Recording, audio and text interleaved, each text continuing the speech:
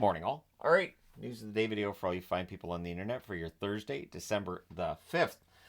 San Jose, kind of a big game for them tonight against Tampa. And after the game they had against Washington, I would think some excitement going into Tampa about, hey, maybe we can pull off another upset. But Macklin Celebrini looking to run his point streak to 6 games. He's an 18-year-old, the only other two 18-year-olds in NHL history that have had a point streak of 6 games or longer, Connor McDavid and Patrick Laine. So pretty exclusive company he'd be getting into if he can get a point tonight. I wouldn't bet against it. The San Jose Sharks have been playing really well. Celebrini's a huge part of the reason why. And the excitement around the Sharks, I think, is legit. It hasn't translated into seeing more people in the seats in San Jose as of yet. But if this team continues to stay competitive and exciting, it should lead to more ticket sales in that market. Nick Paul is returning tonight for Tampa against the San Jose Sharks. He's missed the last handful of games for them. They'll be glad to get him back. Nikita Kucherov, still dealing with a lower body injury, is set to miss his second straight game. It doesn't sound like it's anything major. He's still at practices and whatnot. It's a matter of just giving him the right amount of time to heal up. It's still seen as a day-to-day thing. Zach Hyman, who's been out for a while for the Edmonton Oilers, are returned, so that'll bolster their wing a little bit. It'll be interesting to see how this affects them. They're coming off that shutout loss against Vegas, and tonight against Columbus, getting Hyman back. We'll see what that does for the team's attack. But yeah, let me know your thoughts on where you think Hyman should slot in. Do you think Hyman lost his spot on Team Canada potentially because of the injury? Because I don't think he was necessarily playing well enough to justify a spot in the lineup before the injury. But do you feel like maybe he would have had a better chance if not for the injury? Do you think that took him out? Let me know your thoughts on that. I will be talking about Team Canada, Team USA, and just the general Four Nations stuff today as well. Not in this video, but just today I'll be doing other videos on stuff. Scott Wedgwood. I don't normally talk about starting goaltenders, but here we are. Against Carolina, they're starting Scott Wedgwood for the Colorado Avalanche. You would think this would be a Georgiev game if he's the starter and if they have a lot of faith in him.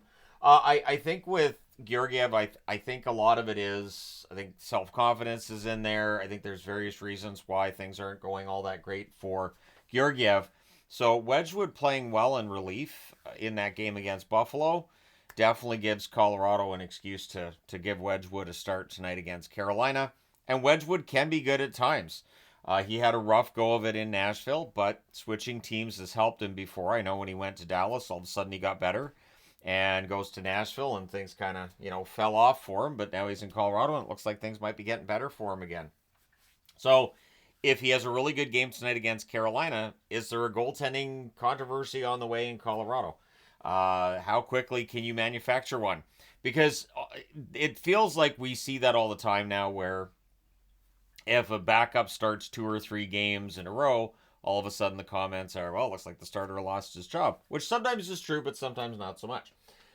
So let me know your thoughts if you're an Abs fan on how hopeful you are with Wedgwood and whether or not you think this helps to get Georgiev's game together. Patrick Kane is set to return for Detroit tonight against the Ottawa Senators. He's missed the last, I think it's 5 games for Detroit. Kane has slowed down this season. His scoring totals have slowed down as well. And so it does feel like this is probably Patrick Kane's last season. At least it feels that way. Doesn't mean it necessarily is, but feels that way. But yeah, so against Ottawa, they get Patrick Kane back tonight. We'll see what that does for a team that definitely could use some goals. The reason I'm wearing a Buffalo jersey, Lindy Ruff. Lindy Ruff tonight coaches his 1800th National Hockey League game. Joins a pretty exclusive club here himself. Scotty Bowman coached 2141. Paul Maurice is currently sitting at 1874.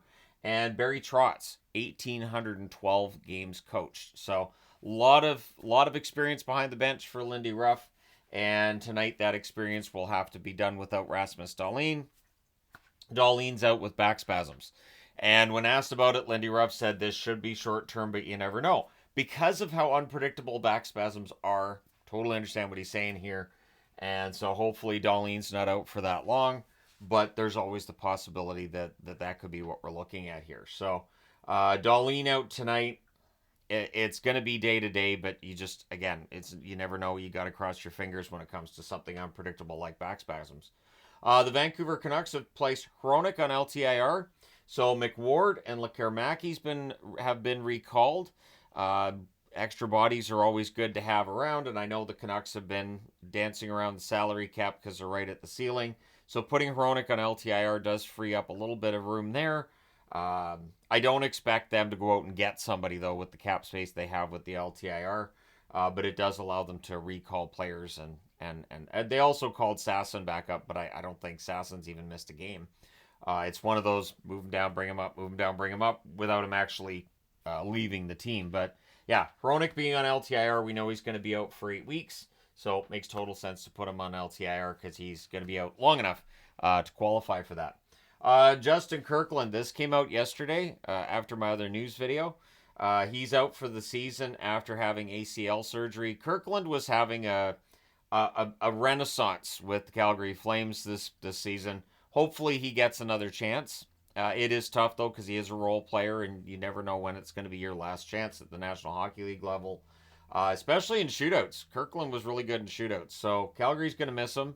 Hopefully Kirkland heals up and comes back and plays for Calgary next season. The Anaheim Ducks have posted, and I figured I might as well throw this into the news video too for people in Anaheim, or might be in Anaheim, in January. January 24th is going to be Anaheim Ducks Day at Disney California Adventure. So not Disneyland, Disney California Adventure, which is across the parking lot, or across there's a walkway between the two parks. And so yeah, DCA, and then they're going to have it sounds like an overtime party in downtown Disney as well.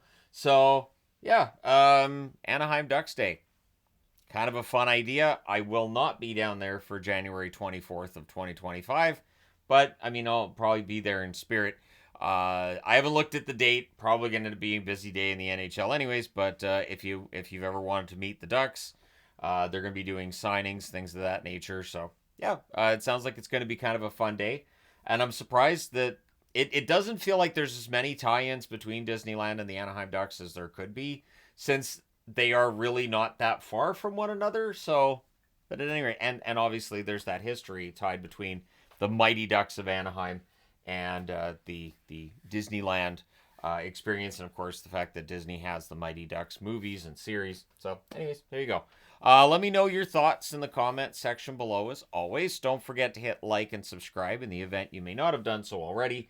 And I will be doing my second team of Team Canada, and putting actual thought into who goes where, and who I feel like would be good for that, and consider bottom six roles. It's not just about scoring, because I saw that yesterday. It's not just about scoring. I'm aware of that, so I'll put together a team of Team Canada that's made up of players who did not make it to the first Team Canada roster, because there's always been that discussion of, could you have two Team Canadas in a tournament and both of them be pretty darn good? The answer to that's yes, and I feel like USA, I can do that as well, so I will try it with both. Thank you guys so much for all your support. Hit like and subscribe in the event you may not have done so already. Thank you guys again. I will talk to you soon enough.